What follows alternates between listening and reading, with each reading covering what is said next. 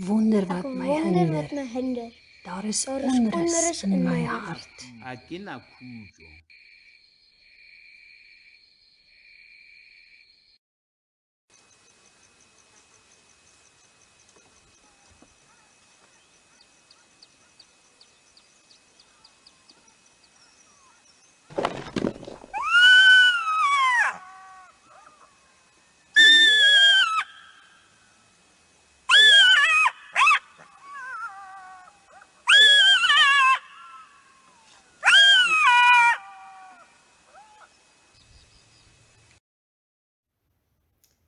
I was born in Cologne, Germany, daughter of the information attaché at the South African Embassy, but we always had the farm in Africa. It was a quiet life in the valley of the Steelpoort River. There was no electricity. My father built our house on the farm on a tight budget.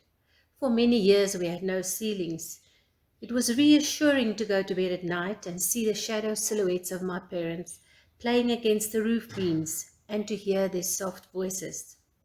Often, in the quiet of the night, you could hear the howl of the jackal and the soft sound of distant drums, with beautiful chanting of the tribal people in the background. This was usually when they had their initiation rituals. They lived their lives according to the traditions handed down to them by their ancestors. It was no strange sight to see young girls wearing only a mayoba. This is a small apron covered with beads, and the boys a loincloth of leather strips. At the end of my standard 4 year, that is grade 6, our lives changed completely. My father was promoted to information consul in Canada. During December of 1967, the whole family set off to Ottawa, the capital city of Canada. We stayed at the Union Hotel in Pretoria for a month while they shipped our furniture to Canada.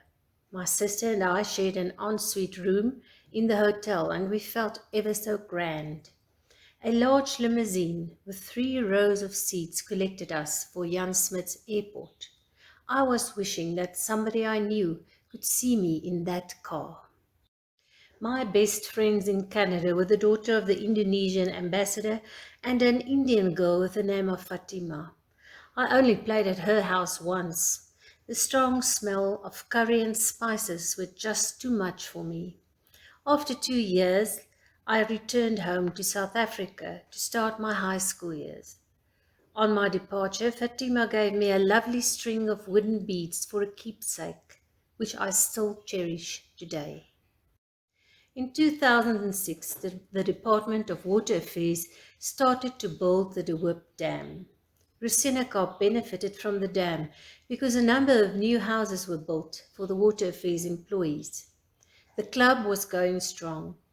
Every year, the Department of Tourism organized the Autumn Lily Festival. Roossenekal and vicinity is well known for the beautiful indigenous bright yellow lilies that grow wild amongst the rocks and koppies. Harry Oppenheimer had opened the Highveld Steel Mapoch mine in 1970, and Roossenekal was booming. The nothing on the other side of the road had been developed into a small, beautiful town with new houses, a municipality, and a very grand golf course at the clubhouse. The clubhouse was the heart of Roossenekal, and all the main events took place there. With the discovery of the Merensky Rift, the Steelpoort Valley had now developed into a prospering mining area. Nature gave way to Tabatsi mines. Development had changed the face of the earth. The work on the dam was completed and the workers were moved to work on new projects in other areas. Things started to quieten down at Roossenekal. The Highveld Steel Iron Plant closed its doors in February of 2016 after 7 years of successive losses. It was a combination of poor management, downturn of commodity prices, and subsidized steel imports from China. With this closure went 1,800 job losses.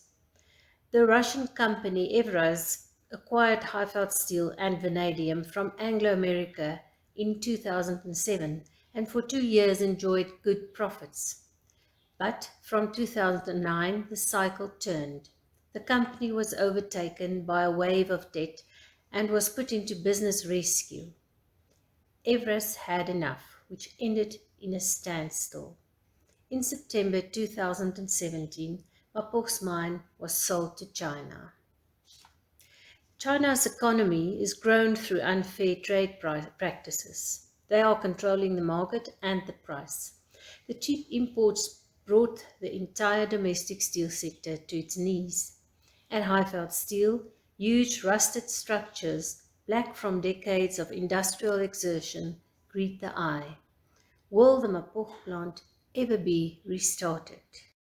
Roossenekal is enveloped in poverty, like many other small towns in South Africa. Is this a result of capitalism or socialism or racism?